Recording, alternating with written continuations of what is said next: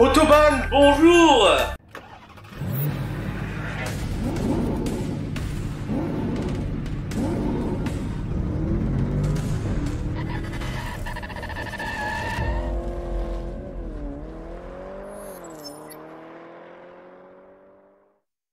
Bienvenue dans un nouvel épisode de Plein Gaz, l'émission consacrée à l'histoire de l'automobile et tout ce qui y touche, tout ce qui a marqué historiquement l'automobile. Et aujourd'hui, nous allons parler de Ken Block.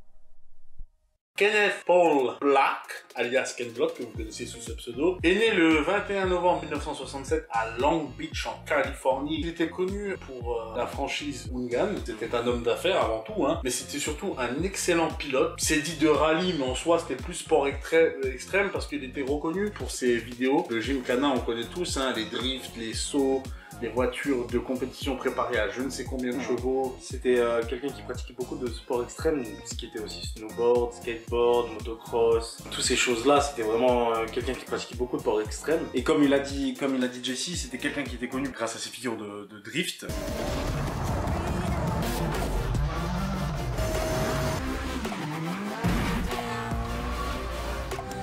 En fait, il était en milieu urbain, c'est-à-dire qu'il pouvait être près d'une usine, dans un port ou quoi. En fait, avec ses voitures préparées, il driftait, il sautait, mais des fois, c'était pas juste un drift, genre il prenait des virages hyper vite, il driftait entre des poteaux. En fait, c'était tout un parcours organisé, en fait. D'un point A à un point B, en driftant, en sautant, en faisant des figures. Il y a des vidéos hyper connues où il a drifté devant un train.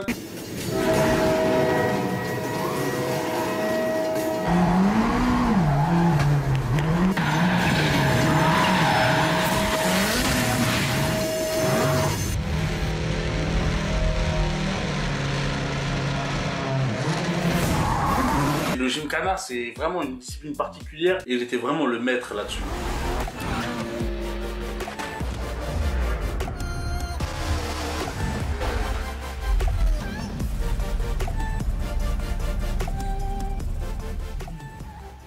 Ken Block est aussi l'un des cofondateurs de la marque DC Shoes au début des années 1960. C'est une marque qu'il a fondée aussi avec Damon Way. Et en fait, c'est pour ça qu'on parlait des vidéos de Gymkhana. C'est grâce à cette vidéo-là qu'il a fait connaître sa marque. Et pour faire connaître sa marque aussi, dans les années 2004. Pour ceux qui connaissent pas DC Shoes, en fait c'était une ligne de vêtements et d'équipements pour sport extrême en général, c'est-à-dire skateboard, motocross, snowboard. En fait, c'est des combinaisons, des chaussures, des casques, des protections dédiées à ce type de sport extrême. Yeah, gotta aim for the top like hold up.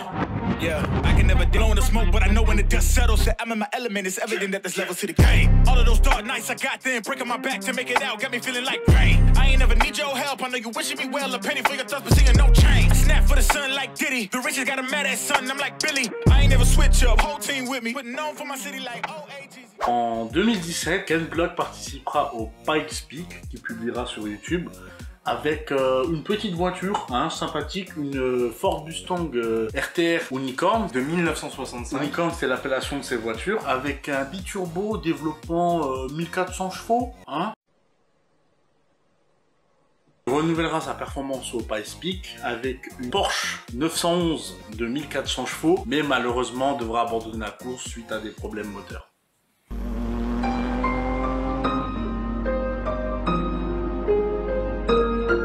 Ken Block, c'était quand même quelqu'un que j'affectionnais beaucoup aussi.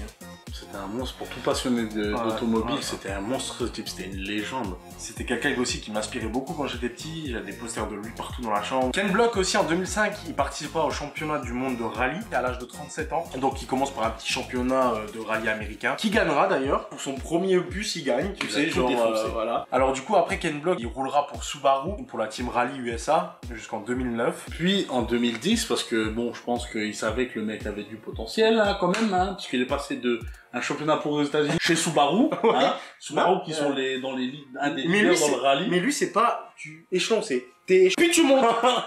Voilà, c'est je fais un championnat tout pourri au volant d'une Toyota, puis après je me tire chez les boss du rallye chez Subaru.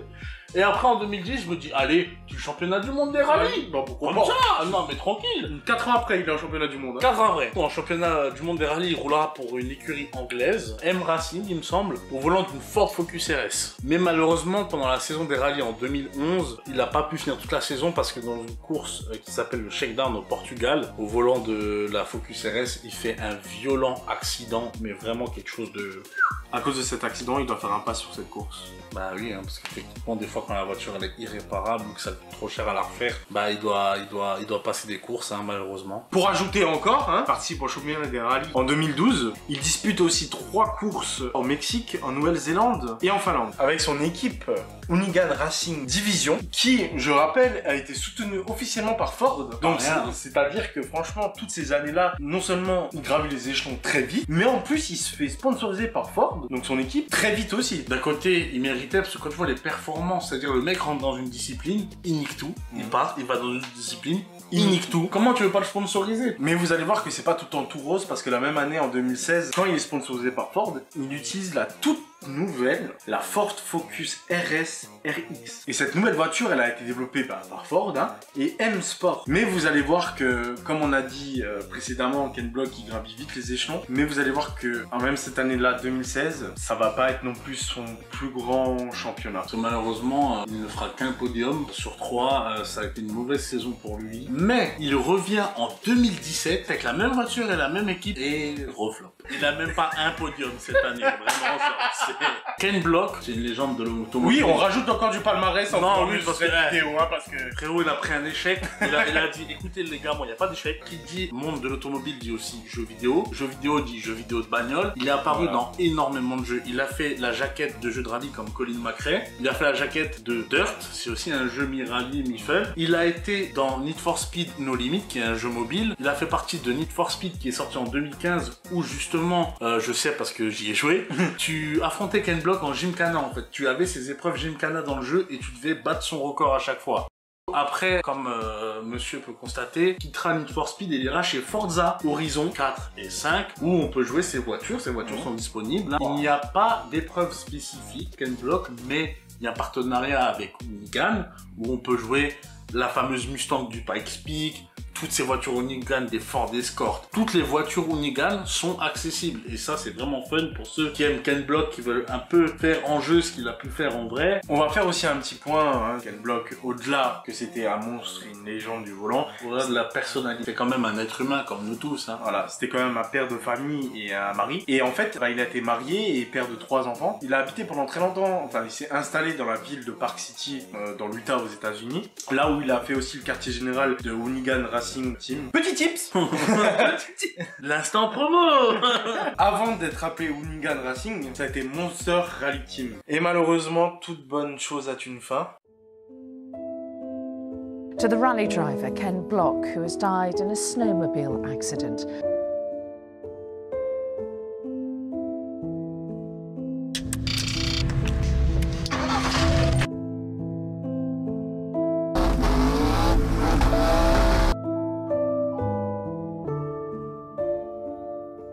Ken Block meurt le 2 janvier dernier, à l'âge de 55 ans. Il est extrêmement jeune. Ce qui est très très jeune. Et il se tue en motoneige dans l'Utah. De ce qu'on sait, en fait, il faisait du motoneige. Et en fait, il s'est retrouvé dans une pente très très raide. Il a perdu le contrôle du véhicule. Il est tombé de la moto. Et le véhicule est retombé sur lui et l'a écrasé malheureusement. Les secours sont intervenus. Mais un accident comme ça, quand un engin d'une tonne te tombe dessus, t'as très peu de chances d'en réchapper. Après, ça suffit qu'il n'y ait qu'un coup du lapin ou quoi.